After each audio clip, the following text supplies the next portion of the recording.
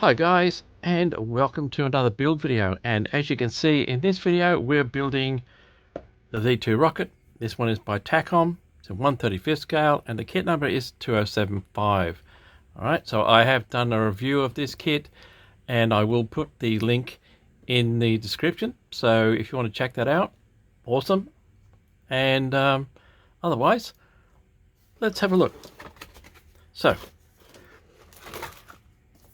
pretty much easy instructions. There is only 6 steps in this build, so not much to it.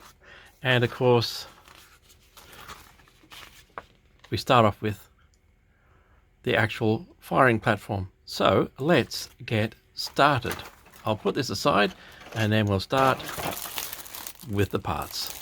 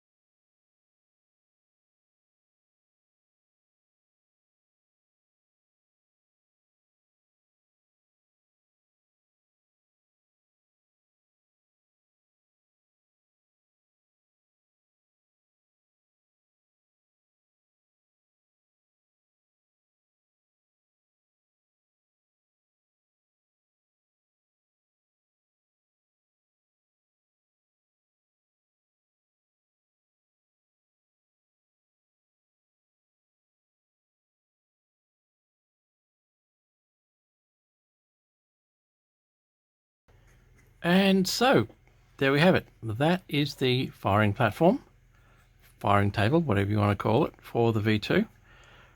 Very simple, straightforward build, not much to it as far as complexity concerned. You will spend a fair bit of time removing all of the mold lines on all the parts, but well worth it in the end. So that's the table. Next, of course, is the V2 itself. So let's carry on.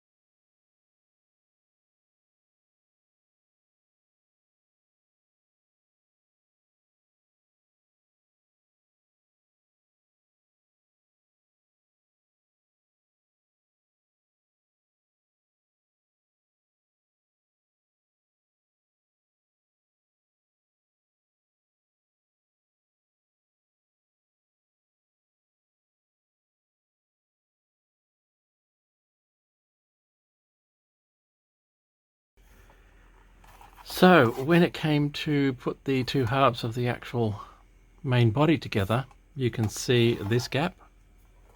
Same on the other side.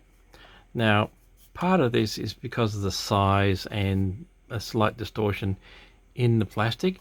The other part of it is these. As you can see, what I've done is I've trimmed them down because they were actually square. I've cut the edges off and trimmed them back a bit, which means they actually fit into the other side, and I've done the same with both because they need to be curved rather than straight up. And that has actually helped me mitigate this gap slightly.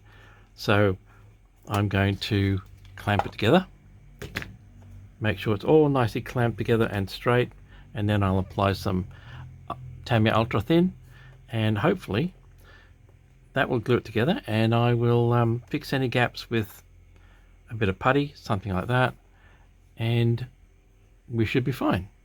But before I glue this together, I'm actually going to glue in this. So this is the expansion ring that goes in here. So it needs to go into this part here. So I'm going to glue that in so that it actually helps hold the whole thing together and stops it from going that way. One thing you need to notice, and I'll give you a close-up of them anyway,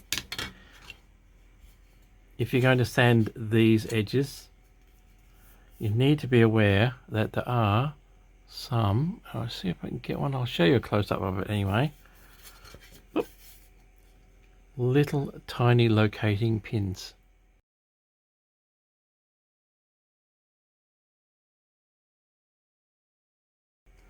And now little tiny things, you could quite easily sand them away.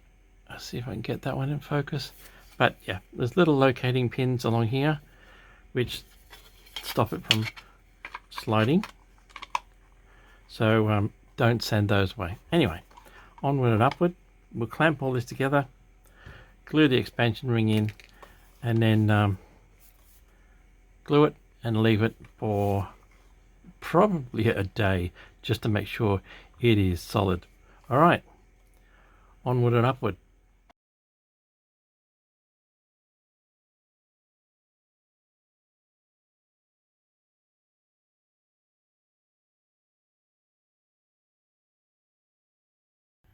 All right, so now that the V2 and the firing platform are finished, now it's time to paint, and I have chosen to paint this splinter camo, which is, as you can see, Takom has shown you one side, but a nicer guide is this one. This is from the V2rocket.com, and you can download this, and it does give you, although it's I guess it's a Mercator projection of the splinter camo for the V2, it does give you a pretty good look and a good guide to match, because they're very, very close together.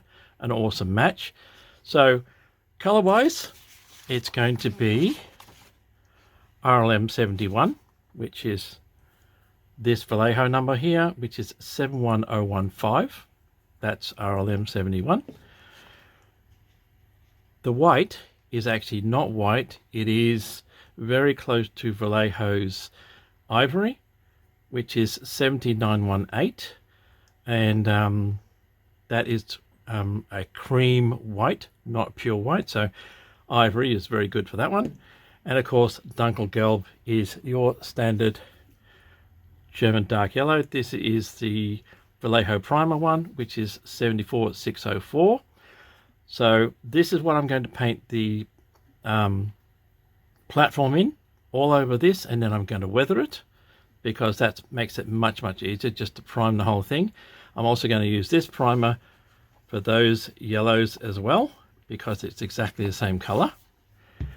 And for this particular white, rather than use a model color ivory, I'm actually going to prime the whole V2 in this. It's a white primer, 74600 Vallejo's. This, of course, is the 200mm one. And what I'm going to do is add a little bit of yellow, RLMO4 yellow, to that. Because the yellow is quite strong, it is 30 parts white to 1 part yellow, or thereabouts, will give me that really nice cream color and not a pure white. Okay, so that's how I'm going to paint this. There's going to be a lot of masking in this, but overall it's going to have a cream white primer, then the yellow, then the green. All right, so let's carry on, shall we?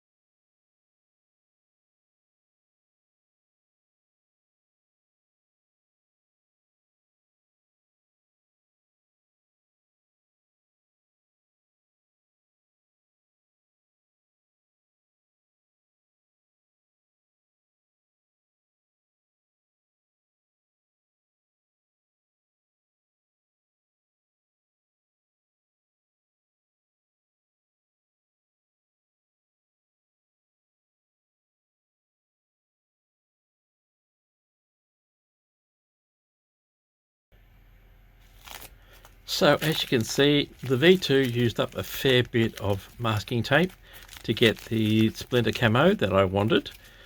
And here's a quick tip to get those really sharp lines. So grab your masking tape, really nice sharp blade. This is your cutting board, and most of us have one of these with lines on it or some sort of lines on it. So what I normally do, because if you're anything like me, you're constantly dropping this either on the board, on the carpet, it gets fluff on it, you name it. So what I normally do is I will actually put this down on the board itself. That, by the way, will actually reduce the adhesiveness of the tape, which is exactly what you want, so it doesn't pull the paint off.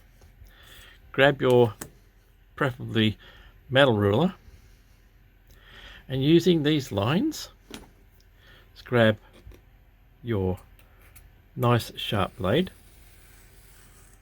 run it down,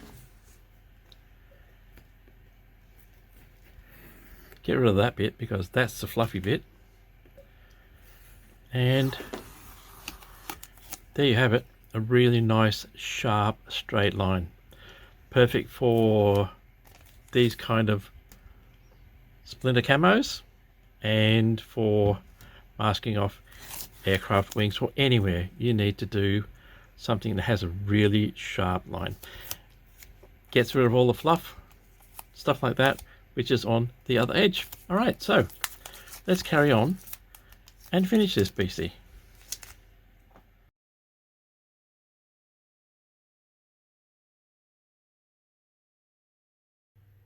Okay, so the splinter pattern has been painted. A couple of areas needed a little bit of touch up along the edges, but nothing serious. I've already painted the graphite vanes, as you can see, and the bottom of the V2. The top part is exactly the same. All painted, all nice and sharp. So, and next step is applying the decals to the fins. And yes, V2s did have serial numbers, so those serial numbers will be going on here as well. Once that's applied, that's after I've done a clear coat, of course. Once that's applied, I'm going to give the whole rocket a slight overall sepia wash, just to tone down the white and the colors slightly, and also to bring out some of the details. And as for the firing platform, well, as you can see, I've already started with making it look like it's been used several times. A bit more work to do on the actual blast platform itself. Then once that's done, the whole thing's going to get another sepia wash, and then she'll be done. So onward and upward. Shortly, this will be completely finished. All right, so let's carry on.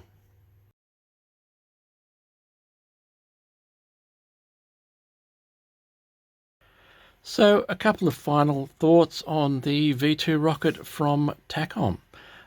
Kit number 2075, 1/35th scale, very impressive in that scale. As you can see, I didn't put a sepia wash or any kind of wash on the rocket itself. I tried it out, didn't like the look, so I decided to just keep it the way it is, clean and fresh as if it's straight from the factory. So it is very impressive the way it is. Doesn't need much space on the shelf. This is its footprint. Doesn't take up much room, but you will need height, because this thing on the stand is around 45 centimeters. That's around 14 inches tall, so you will need a bit of headspace. I'm not going to glue the rocket to the firing stand, so therefore I'm not going to connect these. You'll notice it in the following video that you can see they're not connected.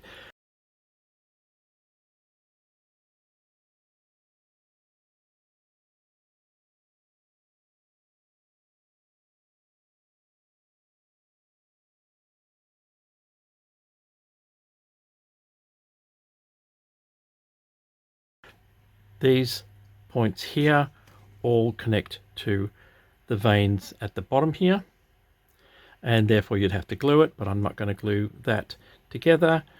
And a really nice kit, definitely worth picking one of these up. Very easy build. Yep, like I said, you'll spend more time cleaning up the mold lines, which were very simple to clean up, but on everything. And if you go for a camo like this, painting the beastie.